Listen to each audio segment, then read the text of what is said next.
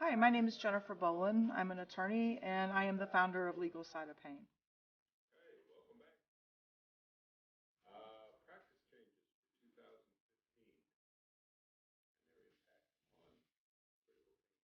What are some examples of practice changes that primary care needs to be cognizant For 2015, primary care practitioners need to be aware of some changes relating to the use of opioids to treat pain.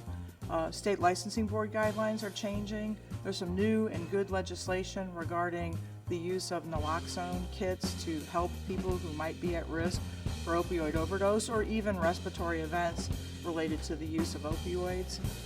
Practitioners need to be aware of new criteria for risk assessment and referrals over to pain specialists. Same thing applies to pain specialists. And most importantly, the amount of education that a provider can give to a patient on these issues is super critical. There's a lot out there for them, and it's easy to get. It doesn't cost anything. Providers that do that are really taking steps in good faith to help protect their patients.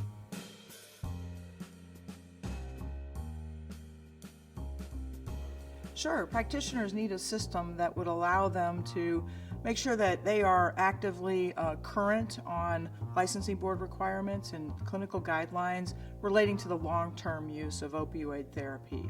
They'll want to have a notebook that includes some information from the federal government.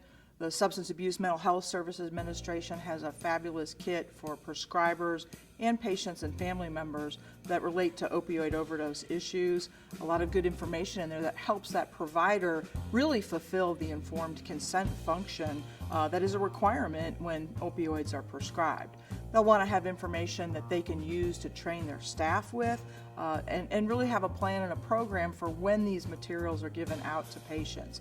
It's important to have that because if there was ever an investigation and a need to engage an attorney, this little handbook that's created with federal, state, and just other, I would call it maybe clinical material, could be a good reference book to use and help have a common language. And I just really believe that this would be helpful, and I know that providers that have used it have said good things about it, that they've had to engage with an attorney. If somebody's going to have a complaint at some point in time in their career, and this is like a linus blanket for that.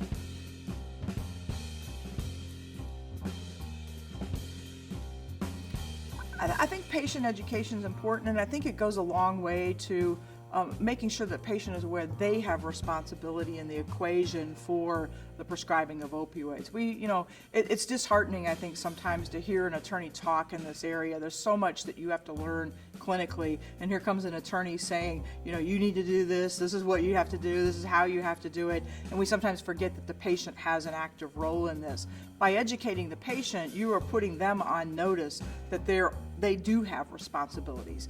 Safe use of the medicine, safe storage of it, safe disposal, asking questions, getting engaged in talking about any adverse event they might have with the medication. Some breathing problems might trigger something in a provider to say, hey, let me help you with this additional medicine just in case something goes wrong. I'm not labeling you an abuser or an addict. I simply want to care for you and give you a tool like an epinephrine pen you would have if you were an asthmatic, give you this tool in case you feel like you might be having an overdose event.